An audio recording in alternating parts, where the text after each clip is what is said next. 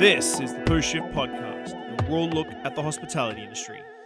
This week I want to chat about side hustles, and it's good that actually Nadia's in the group as well as Jerry, because I think side hustles are super important in this day and age.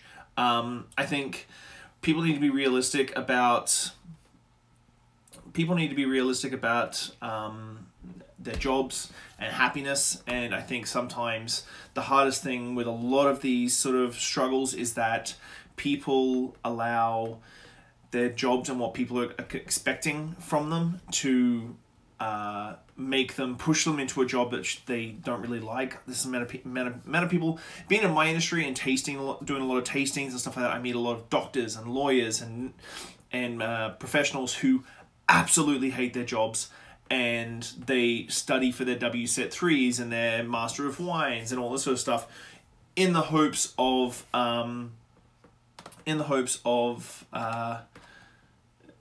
one day gain their own restaurant or bar or something like that. So I want to talk about the side hustle because I think the side hustle is important, and I have a lot of side hustles. If you follow anything that I do, you would be very, very, very, very aware of my side hustles. But I kind of want to open up as Q&A as well, and I think I'm going to get off Facebook because this is just annoying me a lot. So give me 2 seconds. I'm just going to cancel this because the Facebook thing is just not working for me at all. So I'm just going to cancel all that and get that out of the way because that's just pissing me off in no ends. So I'm going to close my computer down and I'm just going to talk to you guys on Instagram.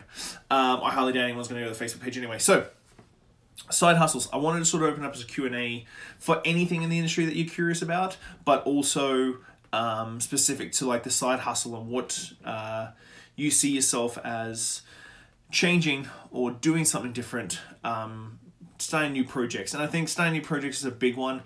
There's a lot of time in the day, unless you're working 100 hours a week in your job and you love it, which a lot of people do. A ton of people out there absolutely love their job and are happy to work the 50, 60 hours a week. Well, I say 50, 60 because that's normal for me, but the 40 hours a week.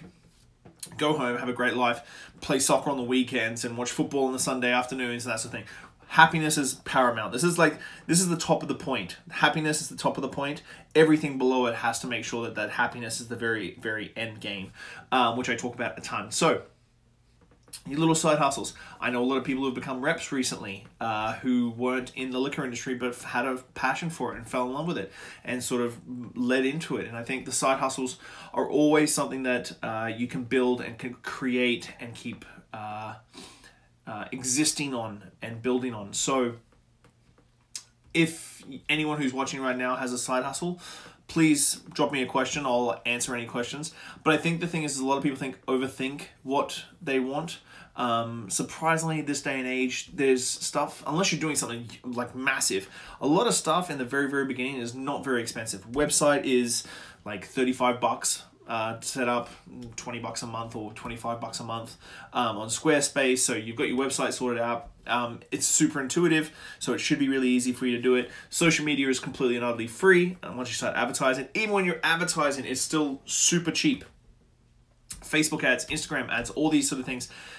I spend like 25 bucks at a time for these things. If you've got a full-time job and then you come home, if you have a full-time job that you hate and then you come home at 5:30, 6 o'clock, you have at least, let's be realistic, 3 to 4 hours that you can do a lot instead of binge watching your Game of Thrones or whatever is popular this day and age. Instead of doing that, there's a lot of work you can get done in 3 to 4 hours. Then you go to bed at 10 o'clock, you get back up at 6 o'clock, and away you go. Rootside, how are you? It's good to see, again, another entrepreneur who changed careers and saw a hole in the market and away they went. And so doing setup, getting your project started, building out your side hustle is a very important thing because it leads to your happiness. And I think sometimes I've been lucky enough and very fortunate enough, actually, it took me a long time because my mum never really understood what I did in the way of the industry. It took me about 10 years for her to go, leave me alone and understand that this is my job and my career and my life. So that was always a little bit difficult. on my end for the first like 10 years of my life, so like of my work life of 28 years. I got a full scholarship off to university, all these cool things, and then I didn't take it up and I became a bartender, which was a massive disappointment on my mum. And slowly but surely, as I get closer to 40, I start becoming more and more comfortable in my own skin. And I start completely forgetting about what anybody else thinks about me and their opinions of me and all that sort of stuff, because those things do not pay the bills. So this is why in the last 2 years, why my life has changed progressively. And if you follow me on social media in any way, shape, or form, you'll have seen that as well. 2 years ago,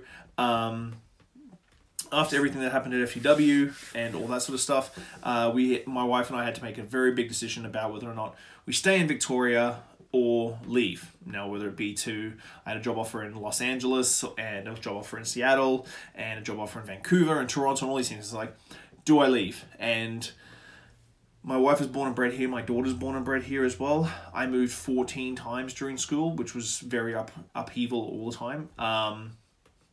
But I made the decision to diversify what I do and make everything hospitality centric, and then go back to school. So I went back to school, started studying and learning a hell of a lot of stuff. Like there's been a lot of people said, why'd you go back to school for your advanced diploma in hospitality and tourism management?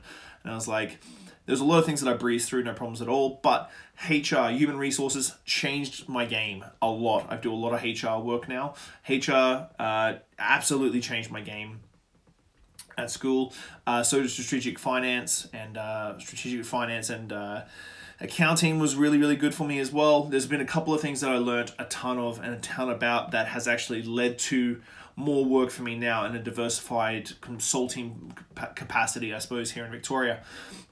Which Victoria is small. There's only so much you can do here. I was in Singapore last year. I was supposed to be in Asia again this year, but that's not happening with the coronavirus. Kind of the reason why I did this live stream today was that I wanted everybody to sort of hold up right now, and I don't really have, I posted something on LinkedIn today, I'm going on a tangent, I don't have a really big opinion on this COVID-19 right now. I'm trying to absorb as much information as possible. Spoke to a friend in Montreal. Montreal's closing down all bars and restaurants right now, so he's laying off 3 venues worth of staff, which is just insane. I don't really have a game plan for it, which is very difficult. Ian, how are you, sir? So I think that's the hard thing for me, is that I'm trying to understand the COVID-19 sort of crisis. I don't think that Canada have really had the big push the way that Europe and Asia has yet. I still think we're 2 weeks out from that. And the tense nature of it all this weekend is definitely coming to a head in a long ways, with people self-imposing quarantine, so on and so forth. So I don't have a lot of... the reason why I don't want to put an opinion out there, because I don't have an answer, and I don't know. I know it's going to affect the industry for a long time. I think bars and restaurants that have focused all their efforts in the last couple of years on tourism are going to be hit harder than restaurants that have always catered to the locals. Locals will come back a lot quicker, and you'll see that rotation back into local patronage much quicker than you will in tourism. I think tourism is going to be knocked out for about 18 months, in my opinion, for that. So diversification, everybody should be diversifying what they do inside their little ecosystem. So that's what I sort of did 2 years ago. That's why I have my branding and logo design. I partner up the right people. To facilitate my goals, I suppose. I set up like something in my head, and then I find a person to do it properly. Coalition Craft, my new distribution company, is partnered with Keegan Coates. He's a bartender that's been with me for a couple 5-6 years now. Pretty big. My branding and design house is partnered with Colin Parks, who was a graphic designer who actually did the little jumbo branding in the very beginning. And then I'm working on a media and marketing company that is going to be partnered with actually Keegan's brother Christoph, that I'm sort of working on right now as well. So that's another little side project, along with the BC Spirits and the Post Shift podcast and so on and so forth. So that was my little diversification rant. You do need to diversify if you're going to stay in the hospitality industry long term and make good money. Lipstick Speak, how are you? Dr. V.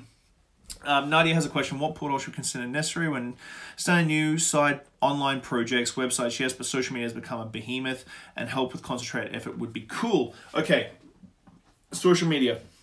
Social media, I do talk about quite a bit.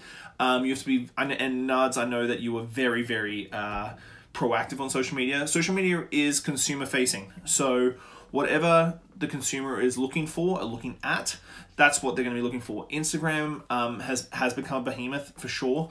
I do get good responses off Instagram. Twitter, I actually get a lot of great information off Twitter. LinkedIn is evolving. LinkedIn is what Facebook was 6 years ago.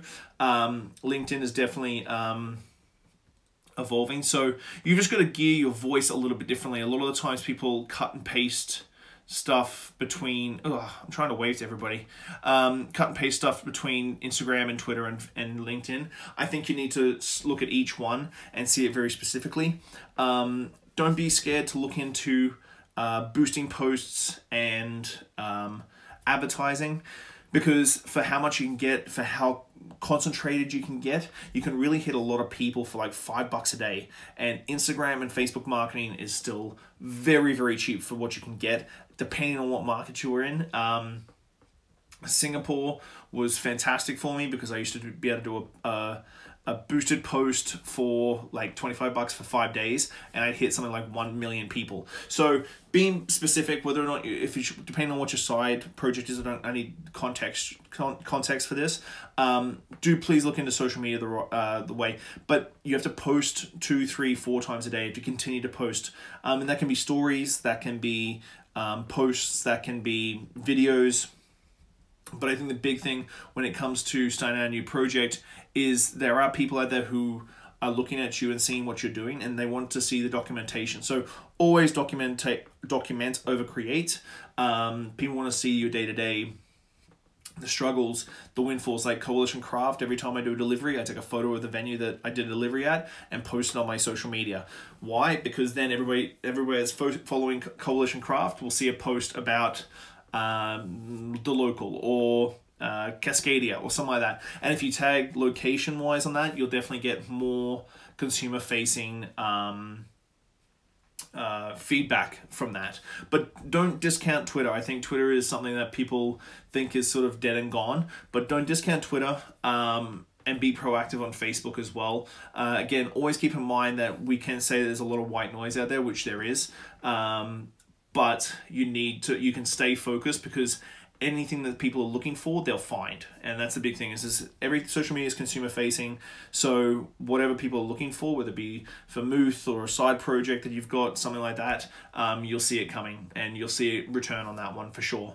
Don't be too scared to do live videos like this, because this sort of gives you a little plug into the market, which is why I sort of did this week, because I was like, you know what, I always usually talk at the camera, I don't do a lot of feedback from people, so I was like, well, let's chuck in some feedback and see what comes back. So thank you for the question, Nadia. If you have any more questions, I'm going to stay on. I want to stay on for another 15 minutes, I think. So if you've got a project that you've been itching to kick off, but you just can't figure out how to take over that next step, or you feel like, for me, going back to partnering up with people, I may have the best ideas in the world. Well, I say I have the best ideas in the world, but I could have the best concepts in the world, but I don't know absolutely everything. Like there's been my partners that in my 3 different projects have taught me a lot of things over the last couple of months, because there's certain things like SEO and the back end Google stuff, I have no idea. Like I can watch a YouTube video and try and sort of learn it and stuff, but I try and understand it as best I can. I just can't necessarily utilize it the way that if I partnered up with someone who can. So for Coalition Craft in particular, I'm never going to be a business facing, drop into a liquor store and drop a portfolio off, although I am this month a lot. Drinks Undressed, I'm doing that a lot right now. But Keegan, I got partnered with Keegan. We're a 50-50 partnership. in the hopes that long term he'll be able to do a business facing. I'll be brand advocacy and the back end deliveries and ordering and all that sort of stuff. But he'll be the back end the front end forward facing business side of things, because I don't have the time to drop into liquor stores all the time, but I do have time to do brand advocacy and social media marketing, which we do a lot with Coalition, and so on and so forth. So I think a lot of people's side hustles can really expand quite quickly in this day and age. If you can't expand on the internet right now, it's just not clicking the right way. And you just honestly go out and Google it. There's YouTube videos out there. The amount of stuff I've learned this year from YouTube has been mental. Like if you go to your Instagram stories, this is one thing I did teach myself this year. Go to Instagram stories and type in BC Spirits. 5 GIFs will come up, or GIFs, or however you pronounce it. 5 GIFs will come up, and it'll be BC Spirit centric ones. I did one for 40 Creek. I did one for Lumet, the Sheringham's non-alcoholic product. It's time consuming, but I watched a YouTube video, taught myself how to do it, banged it off, and now I know how to do it. So now I know how to do GIFs. So when you do your Instagram stories, you type in 40 Creek, and there's only one 40 Creek GIF. And I taught myself how to do that for 40 Creek. So there's so many resources out there for you guys. Excuse me. There's so many resources out there for you. So at the end of the day, if you're stumped on how to start something or how to do drop shipping, taught myself that this year. Shopify, again. Like there's a lot of stuff you can teach yourself just by Googling it and just by watching YouTube. So if you want to start your own shirt design store, it's very, very easy. You do Printify, piggyback it on Shopify, piggyback it onto your website, or just use Shopify as your website, which is an easy one too. If you've got some great designs, you're not outlaying any money apart from setting up Shopify and your website. Super simple. If you're designing shirts, they get drop shipped out of the US or Canada here now. I think Printify has a Canadian distributor. Comes real quick. You don't have any stock on hand. If you want to do markets and stuff, you can get samples for that. And they get printed and shipped to you direct. There's so many ways around it so that you can start up your business, get some freedom without outlaying a shit ton of money. So, if you're watching, you got any questions, anything about hospitality industry, not even about the side hustles, just put a comment in and keep going. Yeah, I think I'll go for another 10 minutes or so. So, little things that I've started this year that didn't cost a huge amount of outlay is the shirt designs and the store for BC Spirits. Over time, if you're not moving product, it does start costing you money out of your pocket, which if I sell 5 shirts a month, it pretty much covers my costs in profit margin over how much it costs for the setup. Your Shopify stores and stuff like that. Canadian Bar Store was another project that I started. That's all drop shipped out of China right now and India, which in this current climate is not great for drop shippers and people trying to get goods from the Asian markets and including India. It's extremely hard right now. It's been a bit of a curveball for a lot of us when it comes to that sort of stuff. Just getting anything from Europe and Asia shipped to North America has been very, very difficult. So Canadian Bar Store is my online bar portal. I just, every week on the weekends, I usually go on board, go into AliExpress, try and find some new stuff, upload it through Dropify onto Shopify. I know it's a lot of Fied there. And away you go. If you want to do women's clothing or watches there's so much stuff out there that you can get through AliExpress. You can do single orders. It's very, very easy. And you can really get a lot of freedom out of this. So there's another little pointer for you. Like, please Google some stuff. If you're miserable at your job and you want to start a side hustle, now is the best time. The internet is ripe for this sort of stuff. Wish was a side hustle for someone. It wasn't set up as a full-on business. It was a side hustle for someone. And they dropped a ton of money into Facebook marketing. And then it blew up. And that's where their main thing is like, you don't go to the online, most of your online shopping goes from your phone through the app. It's an incredible platform. But they sell everything. And it's millions and millions. It's worth billions of dollars now. So there's little things. And don't... Oh, this is the last point, actually. This is a nice little tangent. Take your time. Don't rush. don't think that you're going to be making millions of dollars within the first 6 to 12 months. These things take time, even though the internet sort of showcases how fast things can happen, like bang, bang, bang, bang, bang. These things take time. Be patient. 6 to 12 months of your business is just going to be building, grinding, that sort of thing. So you got to keep on top of that and just be patient. Like if you feel exhausted at the end of it, make sure you're doing it for the right reasons. Remember, tip of the pyramid is fucking happiness, and it has to be about happiness. If it's not about happiness, you're hooped. So if money is the first thing and you think money's going to bring you happiness, it's not going to bring you happiness. Money does not bring you happiness at all. Being comfortable may bring you happiness. Man, my throat is dry today. But you need to make sure that everything you do is for the right reason. Remember, there you go. Rootside soda, which is also a Squire malt vermouth, which you haven't tried, it must try. Our entire business was self-taught online. First 2.5 years was running our free time. It takes loads of time. There you go. Perfect enough, perfect testimony of what I've just been saying is Rootside soda, who are now everybody's like, where did they come from? They've just started, they're blown up. And I know how long that Quinn and his partner have been grinding away at this. So always keep in mind whenever you see a new product out and you go, oh my God, where did it come from? Where did that new product come from? Where did that new company come from? They must have just blown up. 9 times out of 10, there's 2.5 to 5 years behind that of just building and foundations and growing and grinding. Very rarely something blows up and it actually has only blown up after 3 months. If it blows up after 3 months, 9 times out of 10, it's going to be dead within 3 months. So be patient, take your time. If you want to do a side hustle, it's a side hustle for a reason. If you want to make it your hustle, and you want to put all your eggs in one basket and knock your whole deck on the table and see where it comes up, you're going to have to grind even harder. So, on that note, that is my post-shift shot this week. Thank you very much. See, vermouth took 3 years of research. Came out of nowhere, didn't it, Quinn? Came